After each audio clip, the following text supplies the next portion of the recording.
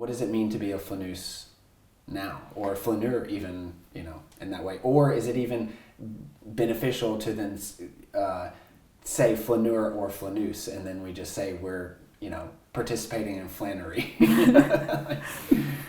That's a fascinating question, or actually set of questions.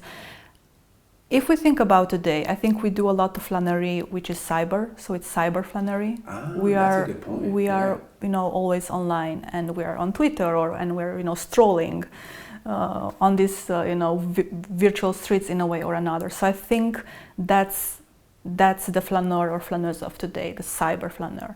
However, I see that people are still trying to reclaim the streets and find joy and fulfillment in just walking in a beautiful city.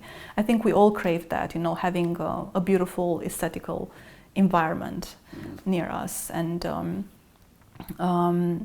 maybe the flaneur or flaneuse of, 2010 was the solo traveler, because they would go on a lot of solo travels to discover themselves. And of course, the novelty, the new cities, the food, the culture, everything was intoxicating in a good way. Like a lot of travel bloggers, or exactly. Like you said, solo travel. Yes. I mean, I've seen definitely a liberating thing in guys and women as well, like both sides of women feeling like they're safe enough and to go to different cities solo, but then also men who are, kind of fed up with corporatocracy and all this stuff to get away. So that's an interesting dichotomy that, the solo travel blogger was very popular for the last 10 years. But then now in 2021, that's probably changed a little bit. With the pandemic, for sure. With COVID, it changes everything. Yeah, because we had to be actually tourists in our own towns and to find novelty in our own towns. Actually, I did that while I was still working last year in Lucerne here in Switzerland. I would try to walk every day on a new, different street, and that's very difficult because here cities in Switzerland are very small, and you don't have like these kind of large cities as in Berlin, for example, or London. But still, I could do that. I mean, trying to have a different itinerary, like a journey every day by walking. So yes, I think the pandemic shifted that perspective that we always have to go away to find ourselves. I think we can find ourselves even in our own cities. It's just about perspective, how we look upon things, how we try to find novelty in the known and in the unknown as well. So maybe it's for some practical advice for people that maybe, they have been stuck in their city and stuff. What is it?